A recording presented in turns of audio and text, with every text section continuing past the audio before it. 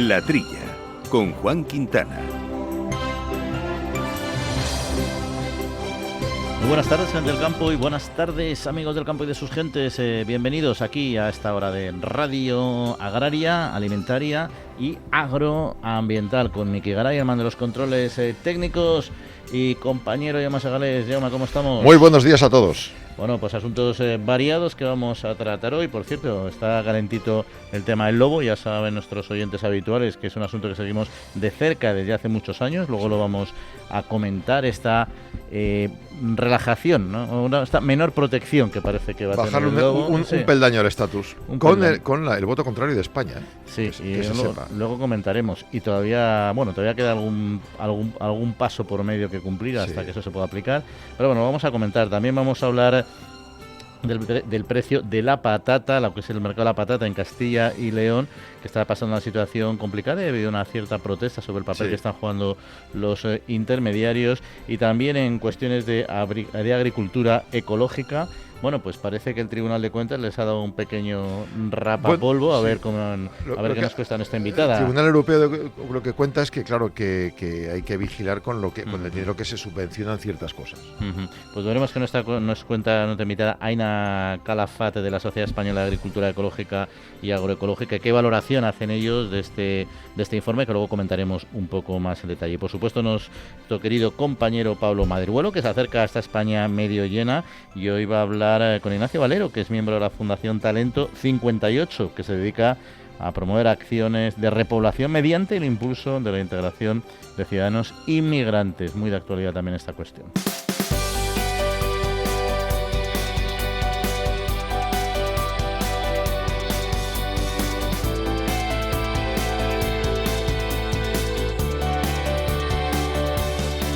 Bueno, Jaume, pues anticipábamos aquí nuestra entrada a la cuestión del lobo, y es que los países de la Unión Europea han respaldado la iniciativa para rebajar el estatus de protección del lobo, y va a pasar de estrictamente protegido a únicamente al estatus de protegido, simplemente, en línea con la propuesta de la Comisión Europea, la que, como bien recordabas, España votó en contra. Sí, recuerden que von der Leyen estaba siempre a favor del máximo, hasta que unos lobos malhirieron y murió su pony, y entonces desde entonces fue la primera que encabezó este proyecto. La mayoría de Estados miembros se ha mostrado a favor de este cambio. Se han opuesto, pues como os digo, España es uno de los países que no han estado a favor. Irlanda también se ha opuesto, Eslovenia, Chipre, Malta y Bélgica se han abstenido. Una vez el voto sea oficial entre los ministros, Bruselas va a presentar esta iniciativa al Comité Permanente. Es que todo esto tiene su lío. El foro internacional en el que se decidirá la rebaja de este estatus de lobo, siempre que en él se logre una mayoría necesaria en una reunión prevista en el mes de diciembre. Adaptar el estatus será un paso importante para atajar los retos que plantea el incremento de población de lobos, mientras mantenemos el objetivo de lograr y mantener un estado de conservación favorable. Ese es el titular, el lead. En la presentación, el Ejecutivo sostendrá que el cambio de estatus se refiere al lobo y solo el lobo. No quieren abrir la caja de Pandora sobre otros animales, de los que también hay debate, como el oso o el castor. Una modificación que solo cambiaría el estatus del lobo y no de estas otras especies, como decimos. 300 organizaciones civiles, entre ellas ADENA y muchas otras más, defendieron que el lobo debe seguir bajo la protección estricta, lo mismo que ha dicho España. Aunque Bruselas dice que se trata de un análisis profundo de la situación actual con los datos obtenidos y con los conflictos crecientes del lobo en actividades humanas, fuentes diplomáticas dicen que hay datos científicos de los últimos años que todavía vienen explicando que no hay un censo exacto como para tomar estas decisiones. Total, España e Irlanda en contra, Eslovenia, Chipre, Malta y Bélgica se abstuvieron, y el resto a favor de bajar el estatus del lobo. A ver, aquí las alianzas España-Irlanda se producen en este campo y en otros muchos de otros asuntos políticos de quizá mayor calado, ¿no? Pero bueno, aquí yo discrepo 100% de la posición española, porque hay que entender el gobierno que está manejando esta cuestión, y está una parte del gobierno que es profundamente ambientalista y lleva años, mucho antes de estar en el gobierno, defendiendo la recuperación del lobo. Mira, lo de von der Leyen, que se ha criticado mucho, porque ahora, claro, como ella ha sufrido, regula, pues, pero a mí me da igual. O sea que, sí, es claro, verdad, es verdad. O sea, si al final el problema es el problema, que lo ha tenido que sufrir en sus propias carnes, pues lo siento por ella y por el pony que murió, pero eso ha sido un catalizador, eso no quiere decir que se haya dado cuenta. A lo que vamos es que sería necesario, Dios no lo quiera, pero sería necesario que cada uno de estos que votan en contra se encontrara en una situación, por ejemplo, que a su perro se lo comiera un lobo. Es decir, cuando tú veas que realmente eso es un peligro, es cuando tú cambias de sentido tu voto. Eso es muy fuerte, porque tú tienes que pensar en la población en general. Sí, o sea, yo creo que hay... Pero bueno, y luego los datos... Es decir, aquí el mensaje en mi pueblo el otro día, con un zorro. Mira, nosotros pagamos las gallinas que haya matado el zorro y en silencio. No hagamos parte, porque si hacemos parte, suben las cifras. Y luego nos dan toques desde Bruselas. ¿Cómo han acabado haciendo? A mí me ha dicho un amigo, en algún pueblo, el mismo guarda pegar un tiro al zorro. Porque claro, se acabó el zorro, se acabó la rabia. Pero si vamos dando cifras, entonces vamos magnificando el problema. No sé si será verdad o no, pero me dijeron en un pueblo al lado pasó eso. Entonces, claro, el zorro o el lobo, si te hace daño, dice el político, no, es igual, que se pague. Es que no es que se pague. Es que no es exacto. Es que genera otros daños en el rebaño. Y daños emocionales. Claro. O sea, que al final es tu ganado, son tus animales, son tus perros, son tus mastines. Es la amenaza a personas que van por el campo y que ahora ya hay miles de lobos. El lucro cesante por las vacas que luego no paren porque por susto. El sufrimiento de los animales cuando se mata el lobo, que el lobo no les mata con una inyección letal, las destroza y muchas de ellas mueren y otras quedan malheridas. O sea, hay muchísimas cosas que no se consideran en este tema, ¿no? Y luego dicen, faltan datos del censo. A ver, los datos estarán más o menos actualizados. Lo que es un hecho incuestionable es que la población de lobo ha crecido de manera exponencial y que cada vez hay más ataques y más problemas. O sea, que esa es una excusa que ha elegido el gobierno porque tiene que arropar a la parte más de izquierda de su gobierno, que es la que está defendiendo esta posición. Y Pedro Sánchez ha dicho, bueno, no puedo pelear todas las batallas, aquí les dejo que lidien ellos el tema y tengamos los conflictos que tenemos, porque no nos podemos decir que no a todo. Luego hay ya más a mayores, la cadena trófica. O sea, es necesario para la biodiversidad que exista el lobo, sí. ¿Cuántos hace falta que existan? Pues habrá que saber cuántos, ¿no? Claro, habrá que saber cuántos y sobre todo intentar, pues como se ha hecho en Estados Unidos y en Canadá, hacer recuperaciones en zonas donde no hay población también para evitar determinados de otra cosa que ¿no? se quejan, ahora no sé, pero hace unos años tenían que cuando se muere un animal tenías que llevártelo tú. O sea, murieron un animal en las lagunas, tienes que ir tú con tu pecunio, pagar una grúa para llevarte ese animal y llevarlo a un sitio. Antaño se dejaba allí y allí los lobos y los buitres se lo comían. Era pasto para ellos. Mientras el lobo, como eso, no ataca a las ovejas. Pero, y además, Jaume, que es que hay sitios en el mundo en que puede vivir el lobo. O sea, el lobo, recuperar una población, cuando hablamos de recuperar poblaciones de animales, no quiere decir que en todos sitios del mundo tenga que existir esa población. En Europa, una zona hiperpoblada, recuperar lobos, recuperar osos, es peligrosísimo. Si decían, los canadienses lo han hecho, para en zonas sin población. Claro. Hay enormes espacios en América del Sur, incluso en Asia, en África, donde puedes hacer que el lobo no desaparezca. Lo que ya sé que se tiene que adaptar a determinados ecosistemas, tampoco es en todos ellos en lo que puede estar, pero en muchísimos sí. ¿Por qué tenemos que tener al lado de nuestra casa los lobos? Yo sigo sin entenderlo. Lo del castor me ha dejado más desorientado. Lo del castor, sí, evidentemente no es de España, será de otros países. Hay de otros Europa, países ¿no? de la Unión Europea, seguramente de Europa Central, que tendrán su problema con los castores. Claro, pero que les matará a sus animales. Tenemos que averiguar, porque el problema con el oso lo entiendo, el problema con el lobo lo entiendo. Sí. No sé realmente igual mata algún castor qué problemas genera. No, que los generará, no me quiero reír porque seguro que los genera. O igual genera algún problema, como atacan también la madera, igual genera algún problema también. Hombre, acumulan, lo que hacen es presas artificiales, o sea, generan problemas en los cauces que supongo que luego eso generará rupturas, inundaciones, cosas, ¿no? Pero bueno, se va a haber que averiguarlo. Aunque nos pide un habrá que buscar el problema del castor. Aunque solo sea por curiosidad, Oye, y luego otra cuestión cambiamos y nos vamos a la parte más ya venimos a España. La campaña de las frutas de verano que ha terminado y parece que unos datos muy positivos, tanto en volumen, que se estima que han subido un 3% las producciones de fruta de hueso, con unas cifras que llegan a 630 millones de euros en comercio y en las exportaciones de determinadas frutas. Han sido las más altas de los últimos 5 años. Sí, algunas son las mayores, el récord de la historia. Es curioso, por categorías: fruta de hueso, como dices, melocotón, paraguayo, nectarina, albaricoco, cereza y ciruela, 1.800 toneladas, un avance del 3% respecto a la pasada y 9% respecto a las últimas 5. El albaricoque, una producción prevista de 152.000 toneladas, supone un incremento del 41% respecto al año pasado y el 26% de los últimos 5. La cereza sube un 31% y un 25% de la media del último lustro. La nectarina, las estimaciones, 500.000 de toneladas, 5% más, 7% más de los últimos 5 años. El melón, 16.000 hectáreas, la sandía 21.000. Sí, retroceden ligeramente respecto a la campaña anterior. Bueno, se ha constatado los buenos datos de comercio exterior, balanza comercial en este aspecto entre enero y julio, que deja un alza del 9% en la exportación de sandía y melón, 802.000 toneladas. Y el valor de los envíos, como tú decías, 630 millones de euros. Es la cifra más alta de dinero recibida en los últimos 5 años. Pues la verdad es que esta noticia queríamos destacarla porque hay que recordar las malas campañas que hubo años anteriores, con sequías, con también problemas de piedra, con heladas, y que fue un desastre para el sector y para los consumidores, que tuvimos que pagar mucho por la fruta y es necesario recuperar el consumo. Bueno, también te diré, por cierto, que me había dejado el último párrafo. La Asociación de Productores de Almería advierte que este incremento de costes de la producción permanece y sigue acumulado. Es decir, que aunque haya aumentado el número de piezas vendidas y posiblemente la facturación, hay que tener en cuenta que ha habido más gastos. Que no significa que haya más beneficios. Sí, eso es verdad. O sea, el beneficio unitario puede ser incluso más pequeño, pero bueno, si compensas con volumen al menos, exacto, pues te puede... No es mala cosa, aunque no es que sea para dar saltos de alegría, pero es una buena noticia. Y para el consumidor también, porque hay más oferta y por lo tanto los precios se van ajustando.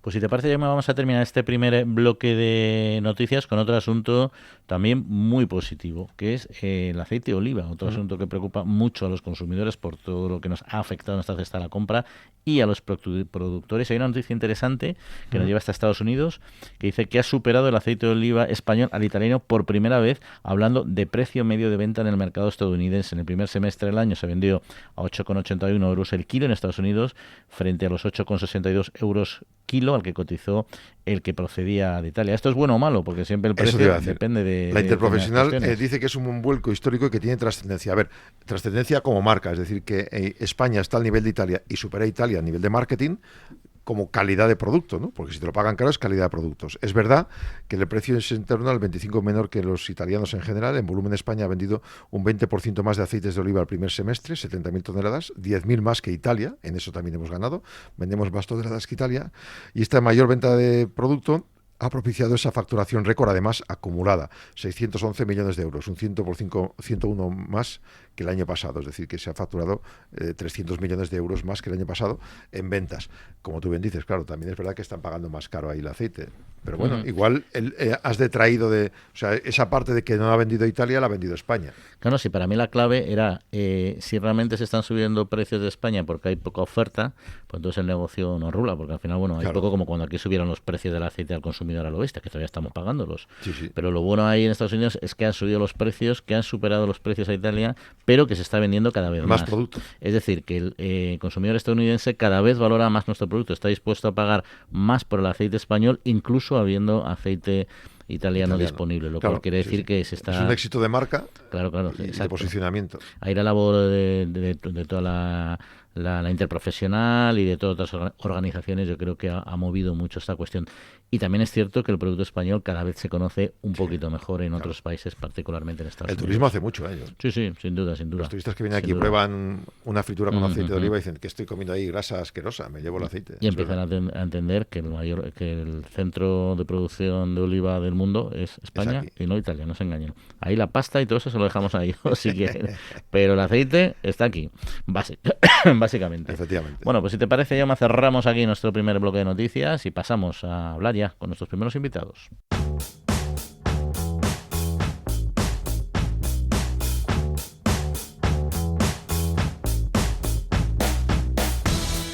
Bueno, pues Asaja Salamanca, ya comentábamos, ha denunciado la situación actual del mercado de la patata, señalando incluso que los intermediarios son responsables de que los agricultores reciban menos de un tercio del precio final, bueno, entre otras cuestiones que han comentado. Y de ello queríamos hablar con nuestro siguiente invitado, que es Juan Luis Delgado, presidente precisamente de Asaja Salamanca. Muy buenos días, Juan Luis. Hola, buenos días, ¿qué tal? ¿Cómo estáis? Bueno, ¿cuál es la situación actual del mercado de la patata en Castilla y León y las principales preocupaciones que tenéis ahora desde Asaja? Bueno, como viene siendo normal que no tenemos rentabilidad en nuestras producciones. Este año empezó la temporada con un precio bastante asequible, un precio alto para lo que solemos estar acostumbrados, pero sin ninguna justificación a medida que ha avanzado la campaña y cuando la patata es de más calidad, pues el precio ha caído. Y no hay justificación, digo, porque ni está entrando patata, seguimos siendo deficitario, no estamos importando patata todavía, no tiene ninguna justificación más que está en manos de los almacenistas y son los que están incrementando ese precio con el perjuicio considerable para el productor y también para el consumidor final. ¿Y sabéis por qué están, o sea, cuál es la estrategia que les lleva a aumentar a aumentar los precios en este caso?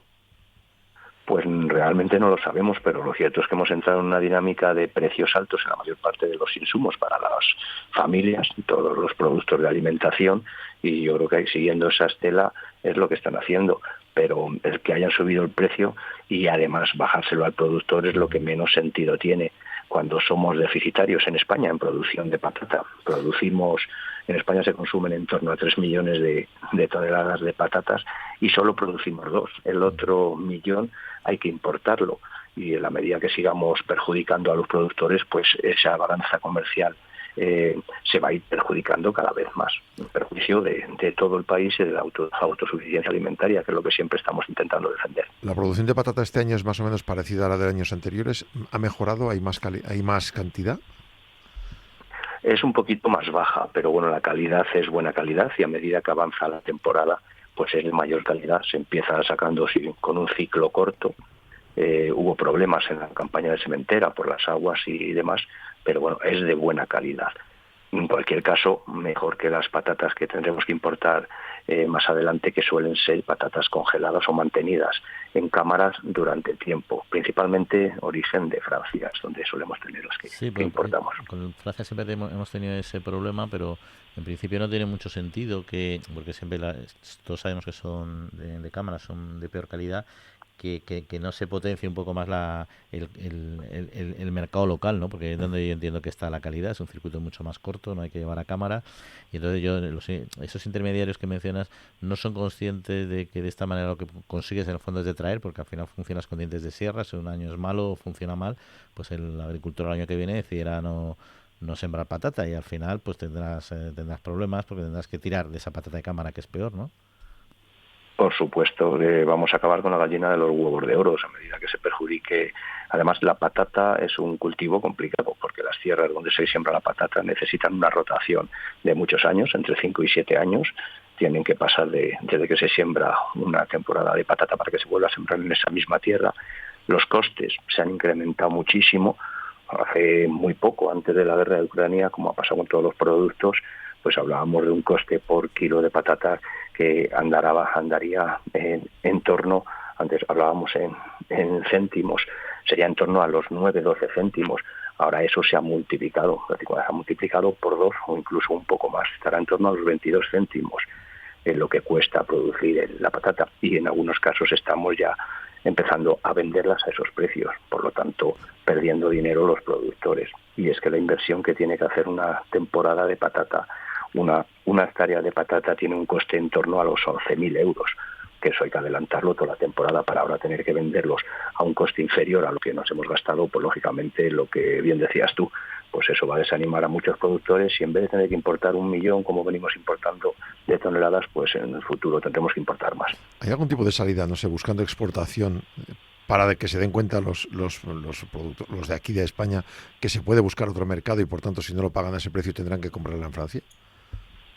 Pues yo creo que se siguen reinventando los intermediarios. La verdad es que si no lo compran aquí, lo comprarán, y su margen comercial seguramente lo consigan en otros puntos o con las importaciones mismo, como viene pasando también con otros productos, como nos está pasando ahora mismo con el cereal, que nos pasa algo similar. Todos los cereales de producción nacional estamos vendiéndolos por debajo de costes porque los propios almacenistas que manejan la mayor parte de la producción pues siguen haciendo su negocio pues con esas importaciones.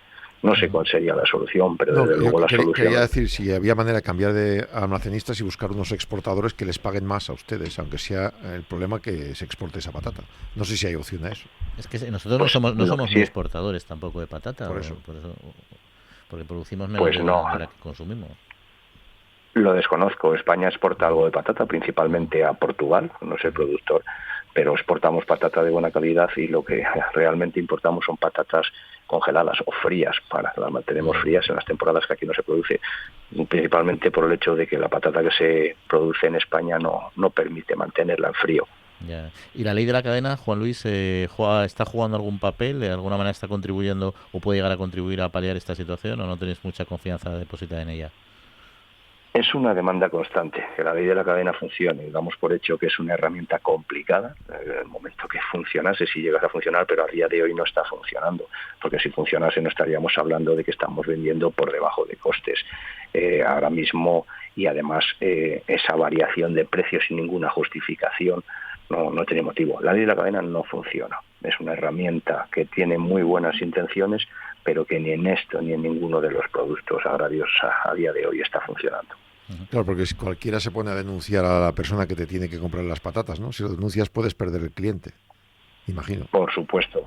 Es que además estamos, entre otras cosas, estamos en sus manos. Son los almacenistas, son los que tienen la capacidad y la infraestructura para recogerte productos, y te enfrentas también directamente a ellos. Por lo que puedes hacer es tener que dejarlas en la tierra, como nos está pasando con otros muchos productos, cebollas y demás cosas que estamos viendo en el campo español, en toda la geografía nacional. ¿Con la cebolla también está pasando algo parecido entonces? Bueno, nos está pasando regularmente con muchos productos. Vemos también con naranjas, como se han tenido que dejar. Eso es regular, dependiendo de las temporadas. Pues si los importadores consiguen un mercado para introducir de productos, en el caso de naranja, por ejemplo, de Sudáfrica o de cualquier otro país, o los melones, lo hemos visto también reiteradamente, o las sandías en sus temporadas, que se importan de terceros países con unos costes muchísimo menores, y claro, porque no tienen que cumplir los mismos requisitos que tenemos que cumplir aquí. Aquí se nos exigen unos determinados usos de fitosanitarios, de rotaciones de cultivos, de trabajadores, trato a la mano de obra, que no se exigen en otros países. Por lo tanto no podemos competir muchas veces en precio también, que es lo que viene pasando con esos productos, y lógicamente nos invaden el mercado y nos toca dejar los nuestros pues en la tierra, y cerrando explotaciones agrícolas con el mismo perjuicio con el que comentábamos antes, que el día de mañana no estarán ahí para cuando llegue otra guerra de Ucrania o otra pandemia. Y mencionabas, Juan Luis, el tema de la mano de obra. El sector de la patata requiere, entiendo, mano de obra cualificada, ¿no? Y mencionabais también que tenéis problemas este año con esta cuestión. Es un problema reiterativo en todo el sector agrícola y ganadero, en la patata particularmente, porque requiere mucha mano de obra para hacer la selección. Se sacan muchas con máquinas, pero las máquinas también requieren de trabajadores que las vayan preseleccionando, ¿no? Y tenemos muchísimos problemas con la mano de obra en todos los sectores a día de hoy. Otro problema añadido, y que no tiene pinta de que esto vaya a mejorar, esto está haciendo también que muchos sistemas de producción se estén dejando de llevar a cabo por eso, por la necesidad de mano de obra y la impotencia de no saber dónde conseguirla en el momento que la precisemos. Las campañas de contratación en origen no funcionan pues para ciertos productos, entonces. Pues no, alguna vez ha funcionado, hay momentos determinados que sí que se hacen algún tipo de contrataciones, pero cada vez es más complicado, cada vez las exigencias son mayores, cada vez los compromisos que tenemos que llevar a cabo los empresarios son mayores, y las exigencias, y que cada vez la sociedad quiere trabajar menos por el hecho de que se están incentivando políticas fomentando el no trabajo, la jornada cada vez más pequeña, incentivando políticas sociales, en muchos casos a gente que podría trabajar. Yo no digo que haya mucha gente que hay que ayudarles, por supuesto que sí, pero hay muchos que injustamente podrían trabajar y dejar esas ayudas sociales para otros que sí que las necesitarían, y podrían sacar adelante pues estos cultivos o estas producciones, o muchos sectores en general de nuestra vida laboral. Y ya para terminar, al menos por mi parte, ¿esta situación que nos describe es específica de Salamanca, de Castilla y León, o también otras zonas productores sufren situaciones parecidas? No, la situación, no sé si se refiere a lo del precio de la patata en general del país, o a la de la mano de obra en general. No, en general, al tema del margen me refería, al margen económico, el tema de la patata y el margen. El margen económico regularmente sigue siendo normal en todo el territorio. Cuando este año, como le he dicho, al inicio de la campaña ha habido unos precios buenos, muy buenos, como hacía muchos años. Es cierto que el sector de la patata viene teniendo muchos dientes de sierra, fluctúa mucho el precio, sube mucho, baja mucho. De ahí que no hayamos conseguido, en Castilla y León se ha intentado sacar adelante la interprofesional, y nos ha costado mucho para fomentar la producción de patata, que lo que estábamos intentando es sacar una interprofesional también a nivel nacional para fomentar esas producciones de patata locales, producciones españolas, con el fin de tener un control más estable del mercado, pero sí que es común en todo el territorio. Juan Luis Delgado, presidente de Asaja Salamanca, pues muchas gracias por acercarnos a la realidad de este sector en Castilla y León, y un saludo. Muchas gracias a vosotros, buenos días. Bueno, ya más. Problema Realmente es un problema serio, sí. Pero lo ha comentado, es que al final la patata, o sea, ha mencionado algo importante. Se intentan organizar en una interprofesional que está muy bien porque lo que intentas es promocionar el consumo de la patata española, tiene que haber trazabilidad, tiene que haber diferenciación en los lineales y que sepan que es patata nuestra y no patata francesa. O sea, eso lo tienes que conseguir. Pero el nudo gordiano está en que no tienen la capacidad, lo ha dicho él muy bien, o sea, quienes tienen la maquinaria, la tecnología, las herramientas para gestionar lo que es son los intermediarios. Sí. Entonces, al final, lo que no está el sector es organizado, porque si realmente fuera capaz con cooperativas o como se pudiera, claro, de absorber a esos intermediarios y ese escalón intermedio, asumirlo ellos, no estarían sujetos a esa presión. Sí. Pero claro, es un sector muy atomizado, como ha dicho muy bien, es un sector con dientes de sierra, que sube, baja, con lo cual dejas, empiezas a cultivar, no puedes cultivar en la misma tierra, un año los precios son bajísimos y ya no cultivas el que viene. Entonces no han sabido nunca o no han podido nunca organizarse adecuadamente para poder controlar, que no es fácil hacerlo, ¿no? Y ya te digo, y sobre todo, pero bueno, al menos intentan hacer la promoción, que ya sería un valor más, desde luego, un valor añadido si consideran que se demanda la patata española. Bueno, pues nada, continuamos. Vamos con más noticias.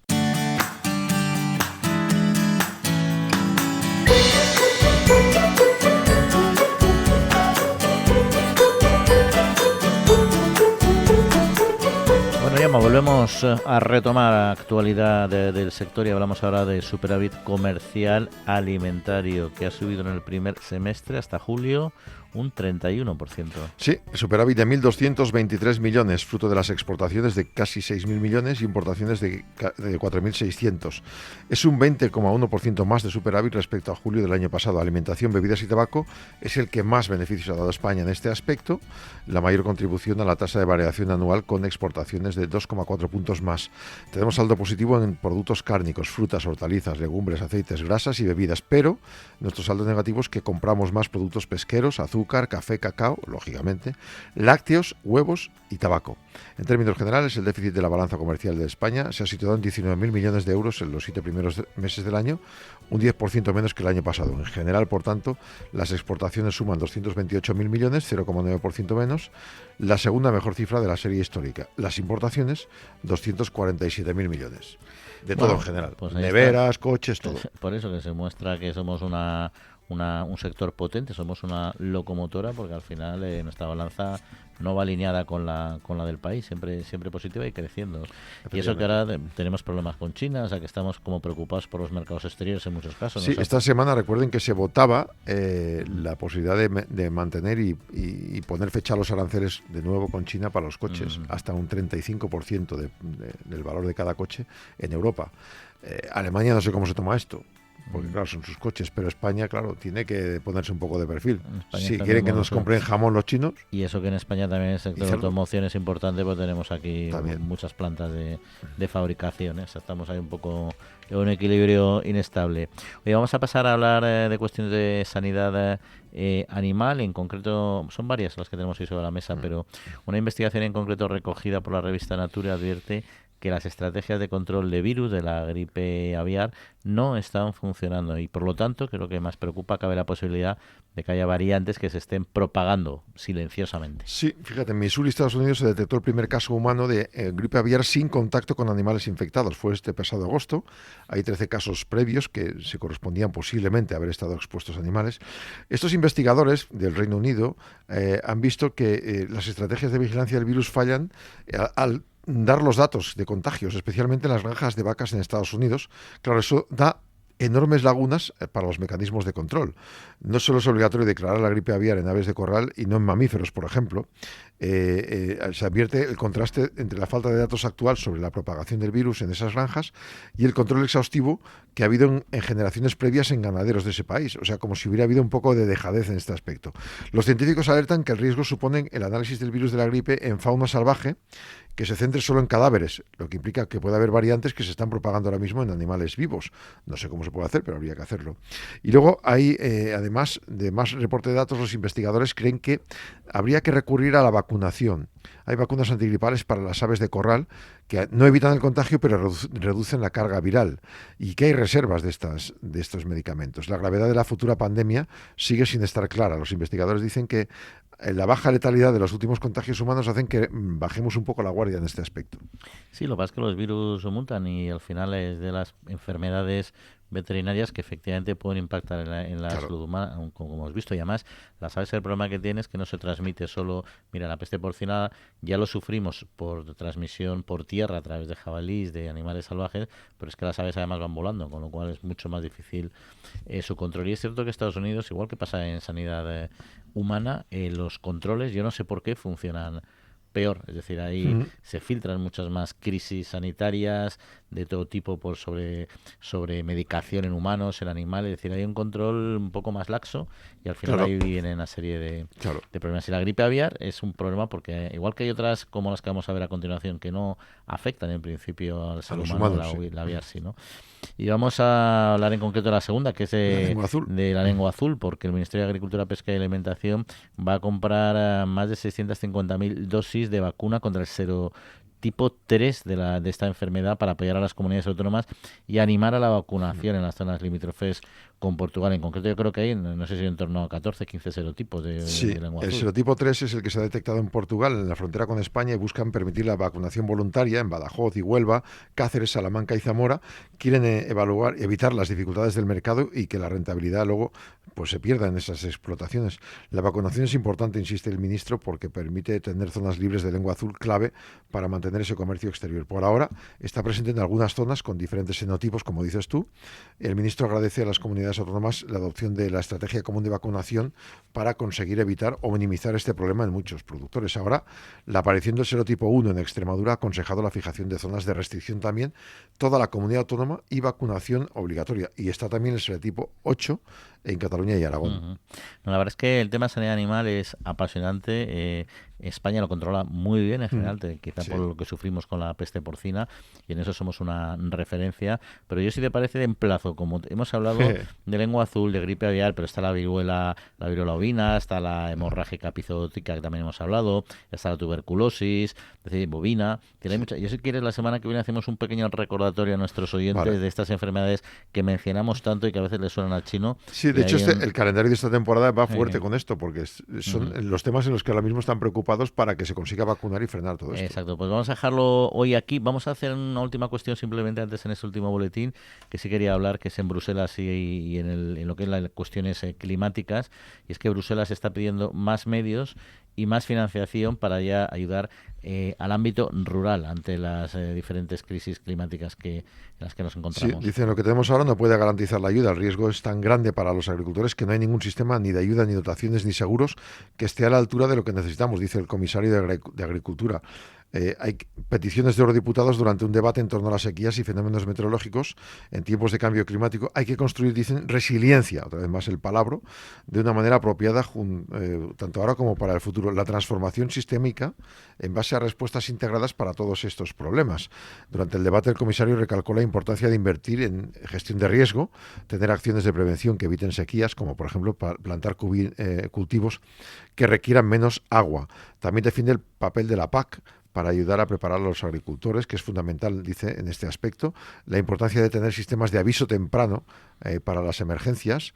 Y un eurodiputado del PSOE, Marcos Ros, destacó precisamente que la respuesta son los fondos europeos, la PAC y la política de cohesión. También piden una estrategia de resiliencia hídrica global y estable. Yo aquí me pregunto si, por ejemplo, en esta resiliencia hídrica, ¿dónde estaría también en los trasvases, ¿no? O sea, Sí, lo que criticamos aquí lo pedimos en Europa. Es una de las soluciones para mí clarísimas ahora con el cambio climático que se está produciendo. Mira, esta semana tuve la suerte de escuchar una ponencia muy interesante de una investigadora del CSIC y nos explicaba que hay muchos grupos de investigación ya a nivel mundial trabajando en el impacto del cambio climático, no solo por la agricultura, sino en la salud humana directamente, claro, que es otro tema que aquí no nos toca tanto, pero que es importante. Y era sorprendente ver cómo este equipo de investigación, uno de ellos, el del CSIC, en el que participa esta investigadora, estaban trabajando simplemente en el impacto que supone la subida de temperatura en España, o sea, la media de subida de temperatura de las últimas décadas, que es de en torno a un año, cómo afecta a la salud de las personas y cómo favorece la mortandad en función de muchísimos criterios, o sea, biológicos, económicos, sociales, de todo tipo, ¿no? Es decir, que el cambio climático es un problema, no es problema para la salud humana y, por supuesto, en este caso, como aquí plantean, es problema para el sector. Y hay que fondos y financiación, bueno, lo que hay que hacer es yo creo que siempre hay que pensar lo que se va a hacer y luego cuando tengas claro cuáles son tus líneas, entonces pide los fondos, ¿no? Efectivamente. Pero bueno, estos son uno de los resúmenes, segundo resumen que tenemos de noticias, pero quedan otras cuestiones, así que vamos a ella, Jaume.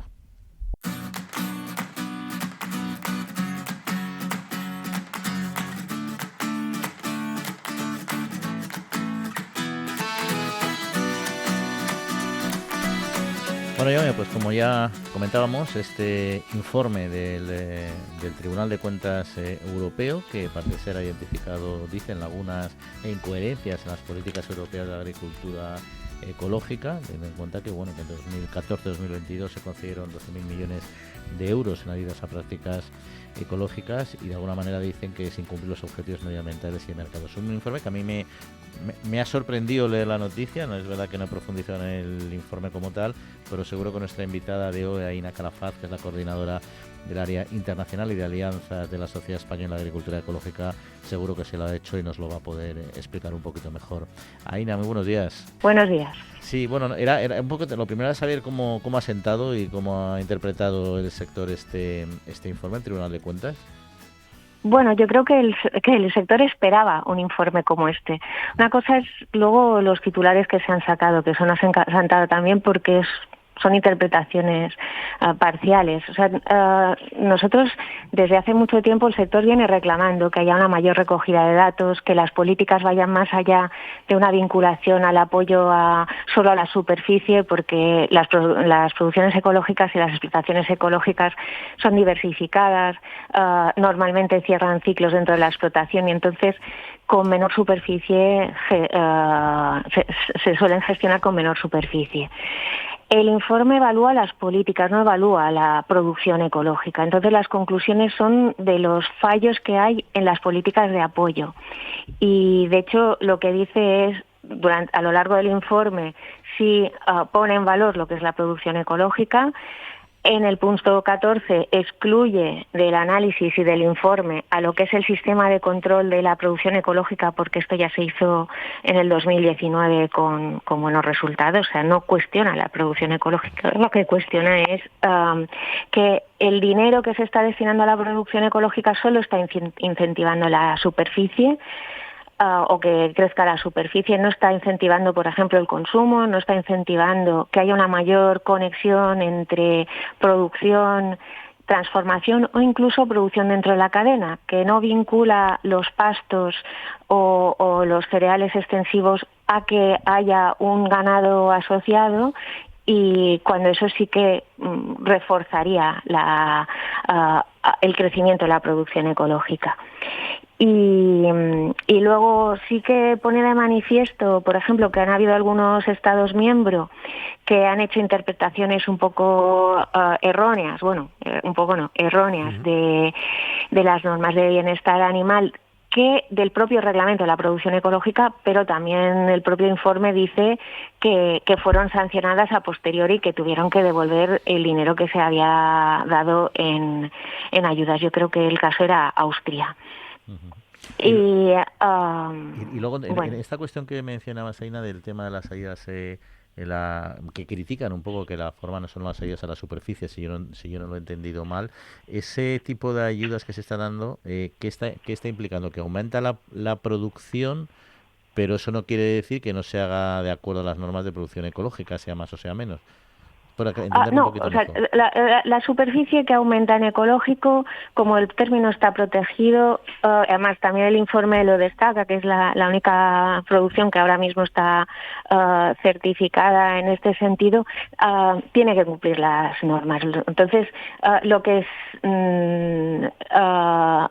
significa es que solo estás apoyando a que aumente la superficie cultivada sin desarrollar un mercado interno, entonces con esas medidas no acabas de cerrar la política o cerrar el ciclo. Por ejemplo, España es el segundo Estado miembro en producción ecológica, pero tiene un consumo muy bajo de producción ecológica y de hecho es de los Estados miembros en los que menos se conoce el sello ecológico, porque no se ha hecho ese trabajo estratégico de dar a conocer lo que es la producción ecológica en España. O sea, claro, se impulsa la producción, pero si no se impulsa el consumo, al final habrá que exportarlo a otros países que sí que consuman más. Sí, exacto. O será una ayuda parcial. Y por ejemplo, hay unas ayudas al cultivo, pero no a la ganadería. Entonces, tampoco si das unas ayudas al pasto, pero no lo vinculas a que ese pasto sea aprovechado por unos animales o que sea segado y comercializado para que alguien lo aproveche, tampoco estás dinamizando el consumo, ya no solo al consumidor final, sino dentro del propio sector agrario, que se continúe dentro de la cadena ecológica ese pasto que se ha producido en ecológico. Entonces yo entiendo bien lo que comentas de que efectivamente ellos dicen, el Tribunal de Cuentas dice que los fondos se utilizaron para aumentar la superficie sin tener en cuenta los objetivos de mercado, eso yo creo que eso ha quedado muy claro, pero también menciona los objetivos medioambientales, ahí es un poco lo que me extraña un poco más a lo que no sé a qué se refieren exactamente. Claro, bueno, por una parte dice que eso es muy cierto, eso es algo que venimos reclamando, que se recojan datos, porque no solo para ecológico, sino para convencional en general. O sea, el Tribunal de Cuentas hizo hace...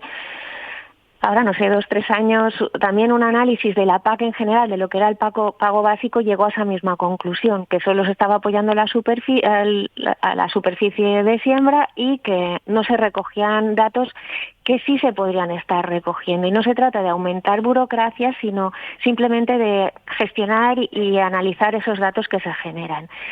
El sector ecológico, al estar controlado y auditado todos los años, ahí se acopia una cantidad de datos que sí podría aportar información sobre, por ejemplo, las rotaciones.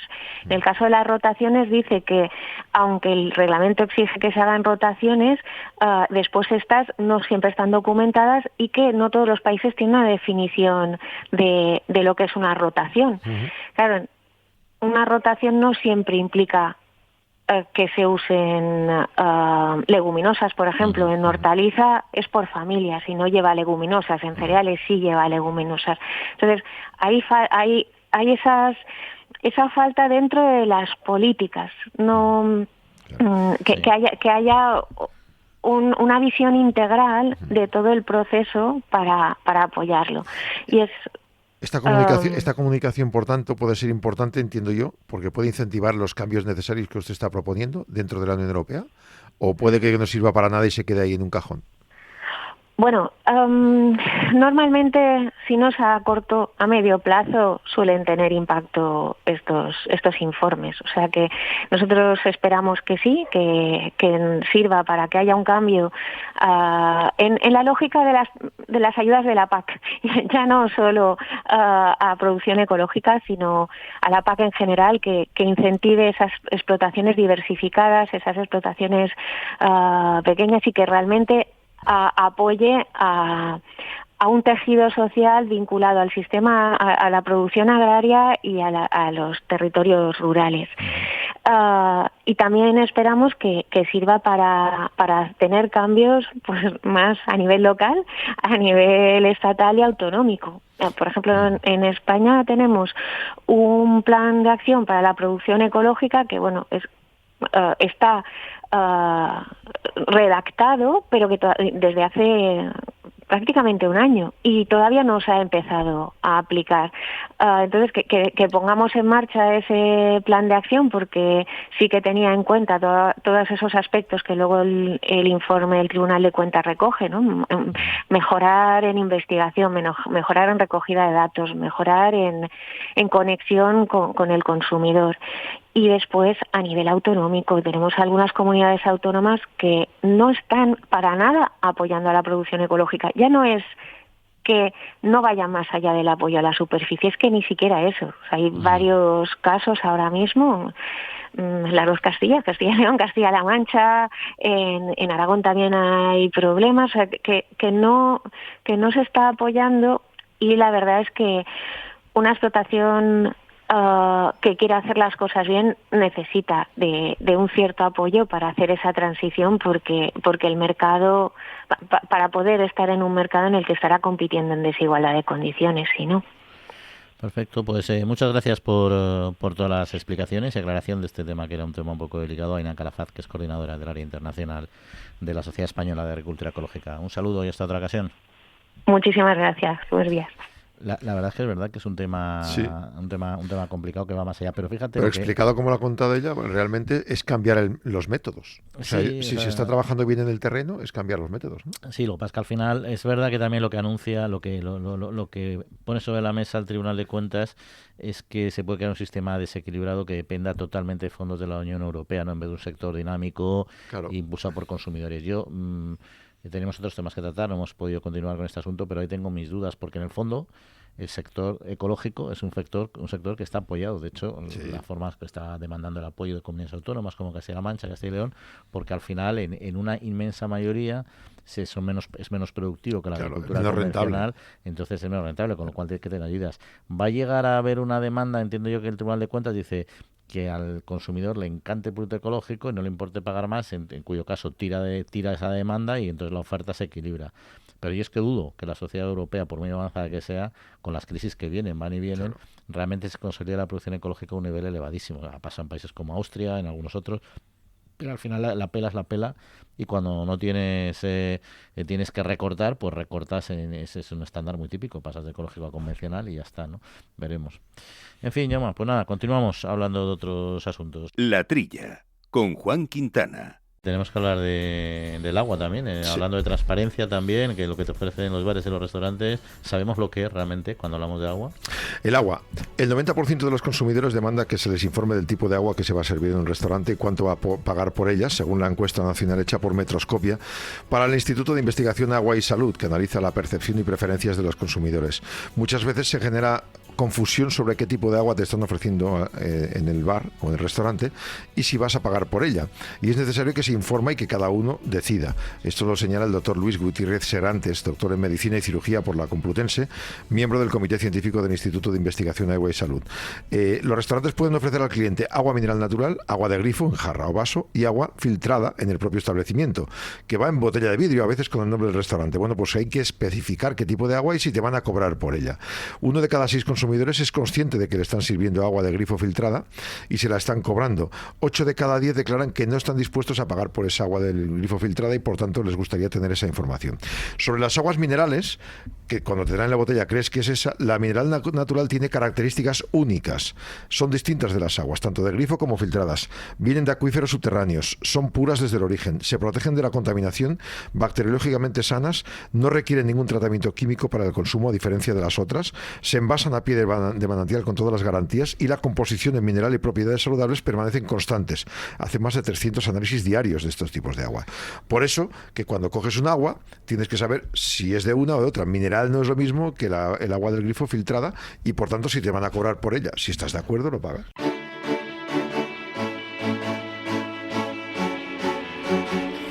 Pues entramos en nuestro espacio de la España medio llena, donde nuestro compañero y amigo Pablo Maderuelo nos lleva por los distintos pueblos y geografías de nuestro territorio, y en concreto va a hablar de un proyecto muy interesante que se dedica a desarrollar acciones para promover la repoblación de personas, en este caso, no de plantas, pero mediante el impulso de la integración de los ciudadanos inmigrantes. Un tema más muy, muy calentito. Pablo, muy buenos días. Hola Juan, hola Jaume, ¿qué tal? Muy buenos días. Volvemos con historias desde la España medio llena como cada sábado y cada domingo. Hoy me acompaña Ignacio Álvaro, que es coordinador de proyectos de una iniciativa que se llama Talento 58. Ignacio, ¿qué tal? Buenos días. Hola, buenos días, Pablo, ¿qué tal? ¿Qué es Talento 58? Pues Talento 58 es una pequeña ONG, una fundación que se constituyó hace 2 años. Surge de varios refugiados venezolanos que llegan a España buscando oportunidades y que por circunstancias y también por diversos contactos encuentran oportunidades en el mundo rural. Y desde entonces venimos trabajando en la inserción e integración de refugiados migrantes colectivos en situación de vulnerabilidad en los diferentes territorios y pueblos de España. ¿Trabajando de qué manera? ¿Buscando qué soluciones? Pues de diversas soluciones. Trabajamos en 3 ámbitos fundamentales. Uno de ellos es, digamos, repoblación y arraigo. Trabajamos en estas oficinas de repoblación. Tenemos un proyecto grande ahora en la Diputación de Zamora, Mi Pueblo Acoge, que inició en Fermoselle, atrayendo y acompañando familias venezolanas que se arraiguen allí. Y ahora últimamente también, junto con Paredes de Nava en Palencia, trabajando en temas de vivienda, con Tu Techo. Trabajamos en otro ámbito con las empresas de energías renovables, tratando de promocionar una transición que queremos que sea justa con el territorio. Esto llaman renovables y territorio, tratando de generar proyectos de inserción, formación e inserción, fundamentalmente también para personas migrantes, que luego puedan trabajar y desarrollarse en estos nuevos negocios que están surgiendo por toda la España medio llena, o que queremos entre todos que se vaya llenando. Y ahí la verdad es que cada vez encontramos más receptividad. Ahí empezamos primero con Ignis, que de hecho tiene mucho que ver con la Fundación de Talento, donde uno de los socios acaba montando esta Fundación Talento 58, muy comprometidos y desarrollando iniciativas de formación, inserción en los diferentes proyectos, siempre obviamente en la España rural, que es donde están los huertos solares. Y ahora se han unido más empresas, cada vez tenemos más relación, últimamente con Matrix Renovables en Palencia y con más que se están sumando. Ignacio, ¿por qué los pueblos? Has esbozado ya alguna razón, pero me gustaría profundizar un poco más. ¿Qué pueden ofrecer los pueblos a estas personas que necesitan un hogar, o necesitan un pueblo, o necesitan una salida a la situación que pueden tener en sus países? Pues lo que nosotros encontramos, y yo creo que hay más organizaciones, es que la migración que llega aquí por diferentes motivos, forzosa, refugiados, llegan con muchas ganas de contribuir. Pero las ciudades son sitios especialmente complicados, hostiles. Es verdad que hay muchas oportunidades, pero una persona que llega de fuera, que no es capaz de traducir su formación, educación a nuestras competencias, que no le homologan los títulos, acaba haciendo trabajos poco cualificados y con muchísimas dificultades de acceso. Y tienes familias formadas que están mal viviendo en las ciudades. Nosotros en su momento también con contactos y desde diferentes sensibilidades, que muchos de los que trabajamos ahí tenemos mucha sensibilidad por el mundo rural o venimos del mundo rural, identificamos que los pueblos son lugares de oportunidad, y muchos pueblos de las zonas Castilla y León, en Castilla-La Mancha, pero en otros sitios donde hay educación. Castilla y León es una de las comunidades que tiene mejores indicadores de PISA, donde al final hay servicios, y es verdad, aunque la gente no los conozca, una vez que están llegando, se encuentran que son sitios donde se pueden desarrollar, y no solo desarrollar, sino muchos de ellos también emprender y seguir desarrollando economía y generando riqueza. Al final, tratando de beneficiar un problema social con respecto a la exclusión, y tratando de dar también solución a los problemas de reto demográfico que ahora mismo afronta gran parte de España o gran parte de los pueblos de España. Hablabas del arraigo, Ignacio. ¿Cuál es la realidad a la que se enfrentan esas personas cuando llegan a un pueblo en el que no conocen a nadie, y en el que tienen que generar su propio círculo y convivir con esas personas? Pues ahí la clave fundamental es el acompañamiento. Y ahí es verdad que en pueblos la involucración de los ayuntamientos es fundamental. Nosotros nos estamos encontrando que generalmente los pueblos son acogedores. Hay las tensiones que hay habitualmente, pues también los que conocemos los pueblos, hemos vivido en un pueblo, siempre hay pero esos son humanas, pero es verdad que encontramos pueblos muy acogedores.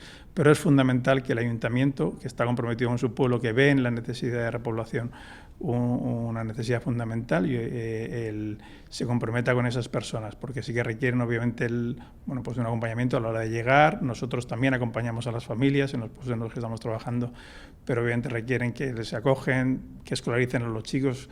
Generalmente las familias que se marchan a los pueblos, o sea, las personas migrantes refugiados son familias con niños en edad escolar. En algunos pueblos esto está suponiendo que gran parte de las escuelas rurales dupliquen o incrementen sustancialmente los niños en la escuela rural, lo cual es muy positivo también para el pueblo y para mantener esa escuela rural abierta.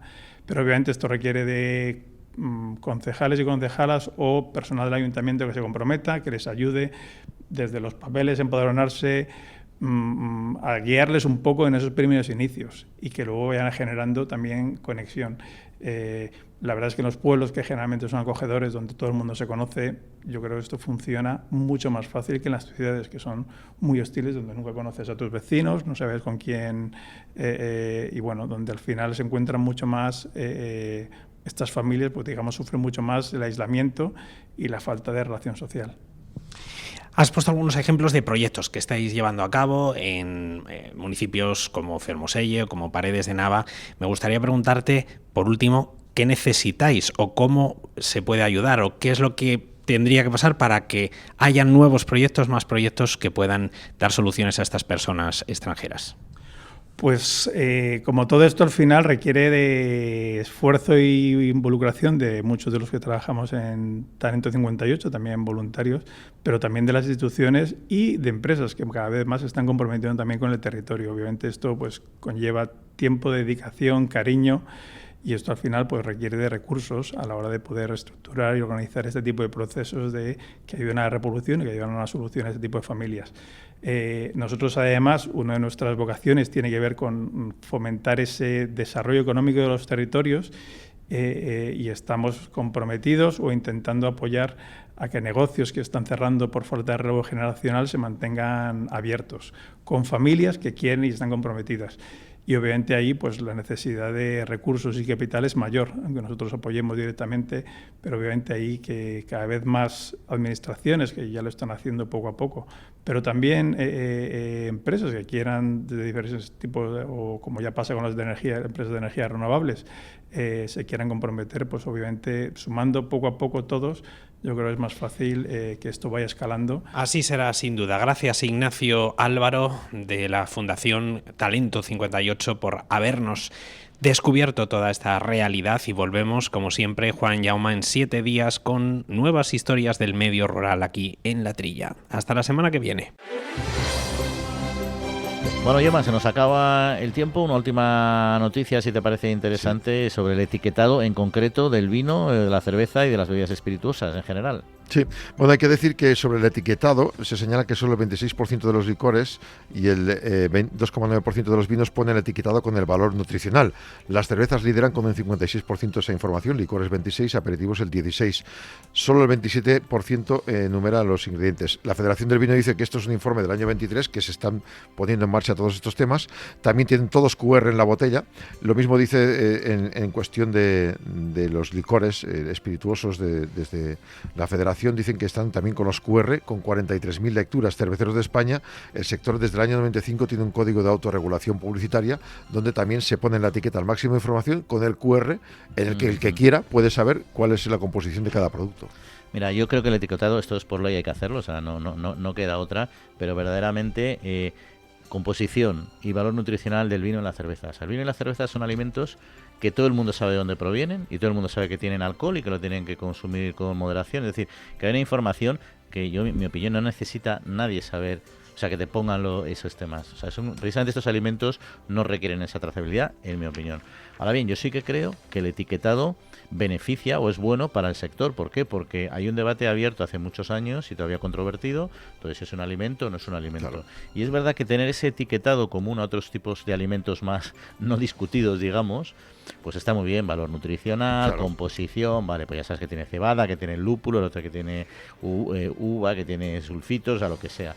Pero eso no aporta mucho nuevo al sector, con lo cual es un debate y es algo que tienen que hacer, que bueno, lo van a hacer sin ningún problema, pero que al consumidor creo que ellos dicen no que le va a resolver muchos problemas. Dicen que sería una etiqueta infinita, entonces por eso usan el QR para dar toda la información. Sí, no, bueno, esa parte la forma de etiquetarlo, pero que en sí mismo.